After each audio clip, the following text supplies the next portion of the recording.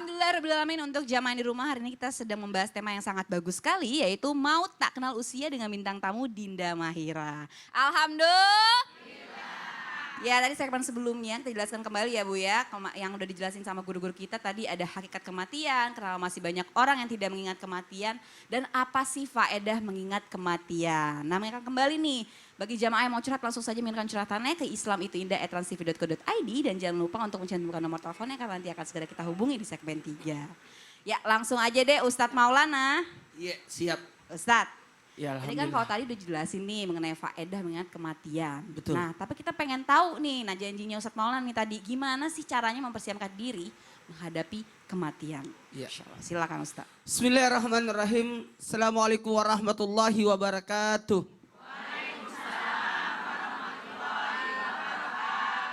Alhamdulillahirrabbilalamin. Satu bentuk pujian kita, rasa syukur kita.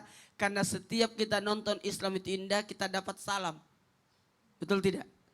Usahakan mendapat salam di awal pagi supaya kita selamat sampai tidur kembali. Makanya kalau mau dapat selamat, nonton Islam itu Indah. Karena dapat salam itu. Betul tidak? Sekarang pertanyaannya buat yang lagi baru bergabung, saya selalu ingatkan bahwa kita ini lagi mempersiapkan kematian kita. Cara mempersiapkan kematian. Mau tahu? Mau tahu? Kita kutip dari hadis Rasulullah SAW dari Ibnu Abbas, manfaatkanlah 5 sebelum datang 5. Apa itu? Masa muda sebelum masa tua. Apalagi? Masa sehat sebelum sakit. Masa kaya sebelum miskin. Masa luang sebelum sempit. Masa hidup sebelum mati. Ini dipersiapkan 5 ini. Karena kenapa? Mau tidak mau pasti akan datang. Mau kemana kita? Kullu nafsin zaikatul maut. Semua akan mengalami kematian. Cuma yang kita tidak tahu kapan, di mana, bagaimana. Kapan, di mana, bagaimana. Ini 3 ini. Makanya Allah menegaskan barang siapa yang mengerjakan kebajikan baik laki-laki maupun perempuan dalam keadaan beriman, maka pasti akan kami berikan kepadanya kehidupan yang baik dan kami akan balaskan dengan pahala yang lebih baik dan apa yang telah mereka kerjakan. Ini dalam surah An-Nahl ayat 97. Persiapkanlah atas apapun yang kau tanam, itu yang engkau akan tuai. Makanya tanamkanlah kebaikan supaya engkau mendapatkan kebaikan yang lebih banyak. Karena Allah membalasnya lebih dari apa yang kita tanam. Makanya penting mempersiapkan caranya apa? Memperbanyak kebaikan. Bu, bermajelis. Karena dengan adanya majelis itu kita akan saling mengingatkan. Dan hitunglah dirimu sebelum engkau dihitung. Dan senin-seninlah datang di acara kematian. Entah itu datang ketika matinya, sholat jenazah, atau antar ke kuburan. Itu pasti akan mengingatkan akan kematian. Termasuk dengan mendengarkan kajian-kajian agama yang mengingatkan akan kematian. Mohon maaf kepada siapapun. Ketika kita mendatangi orang yang sudah meninggal, artinya ada yang meninggal kita datangi. Atau orang yang kita besuk, itu akan luar biasa. Menyadarkan diri kita untuk mempersiapkan diri kita, bekal kita akan kematian. Termasuk ibu-ibu yang lagi nonton Islam itu Indah yang hadir, jauh-jauh dari Lampung, jauh-jauh dari Sumedang. Ini luar biasa loh, persiapannya luar biasa. Saya rasa ibu datang ke sini persiapan. Ada yang datang berangkat naik bus jam 10 pagi, tiba jam 12 malam di Jakarta. Ini luar biasa. Persiapannya apa Bu? Persiapan fisik, sehat. Saya rasa berapa kerupuk yang habis. Apalagi? Karena kematian itu pasti akan datang. Karena pasti akan datang, maka siapkanlah.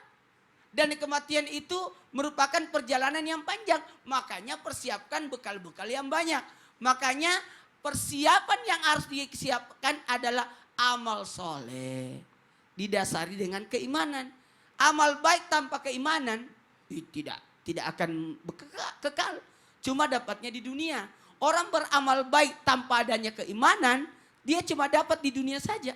Tapi kalau kita amal baik, amal soleh, dilandasi dengan keimanan, yakin insya Allah akan kita dapatkan di hari kemudian. Perbanyak ibadah. Pernah saya dengarkan tausiah dari Abi Maki. Ada istrinya di sini, ada Umi. Ada dua yang harus kalau ada ibadah itu harus dilandasi dengan ketaatan dan kecintaan. Ustadz Maulana, berarti ini menarik ya. Berarti kalau Menarik. misalnya yang paling penting itu adalah sebenarnya kayak ibu-ibu ini semua yang Iya. datang ke sini jauh-jauh kan pakai bekal nih. Pakai bekal. Nah, kita pun meninggal pun juga harus ada bekalnya. Ada bekal. Karena perjalanan nanti panjang. Ibu-ibu juga nanti pas pulang panjang ya Bu perjalanannya ya Bu ya. Untungnya Masya kita Allah. tidak seperti yang lain. Bekal kita tidak terlalu sulit. Amal baik. Sekiranya kita harus bawa mobil. Bawa rumah. Kuburan kita sebesar apa? Waduh, Sebesar piramid. Satu orang, betul tidak? betul. Jadi ibu cuma bawa apa Bu kalau mati? Bawa apa Bu? Hah? amal ibadah.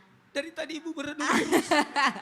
Bawa amal ibadah. Benar. Masya Allah. Kebayang nggak kalau kita harus bawa peralatan-peralatan? Harus bawa semua peralatan yang ada di dunia. Masya Allah. Nauzubillah min zalik. Terima kasih banyak Ustadz Maulana. Bu. Kita udah disebutin ya Bu ya cara-caranya ya Bu ya mempersiapkan kematian yang disebutkan sama Ustadz Maulana. Tadi ingat 5 perkara ya Bu ya. Terus banyak-banyak ke majelis taklim. Ya ini sekarang Ibu lagi mempersiapkan nih Bu ya. Amalan baik datang ke majelis Islam itu Islam itu indah, Masya Allah. Nah ini sebelum lanjut ke tausiah berikutnya, kita mau ngasih kesempatan dulu nih buat Dinda nih. Dinda kayaknya mau nanya, silakan Dinda. Assalamualaikum Ustadz yang ganteng-ganteng, Ustazah yang Masya cantik. Allah. Mungkin itu sasa maksudnya. Oh Masya Allah, ya silakan. Ustazah Dinda boleh nanya, Ya boleh Dinda. bagaimana kalau orang meninggal di usia muda, tapi selama hidupnya tidak berbuat baik? Apakah dosa itu ditanggung dia sendiri atau menarik orang tuanya ke neraka? Nah bagaimana Ustadz? Ya mohon izin Umi Maki silakan. Ya, bismillahirrahmanirrahim. Kalau semasa hidup anak itu orang tuanya telah mengarahkan kepada syariat Allah, maka sesungguhnya sudah terlepas dari tanggung jawab orang tuanya. Karena sesungguhnya apapun yang dititipkan atau apapun yang kita terima pada hakikatnya itu adalah amanah yang kelak akan dipertanggungjawabkan.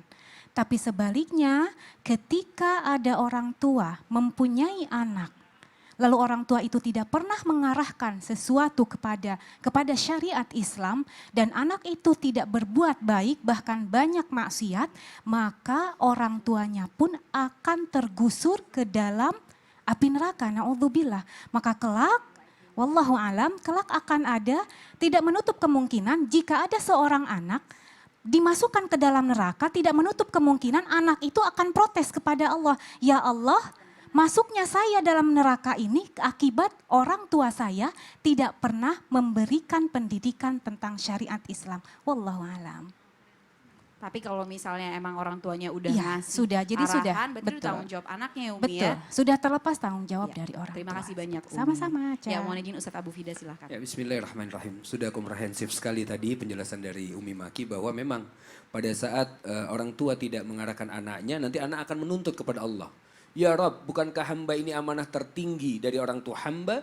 Orang tua hamba soleh sendirian. Soleha sendirian. Hamba nggak pernah dibangunkan sholat subuh.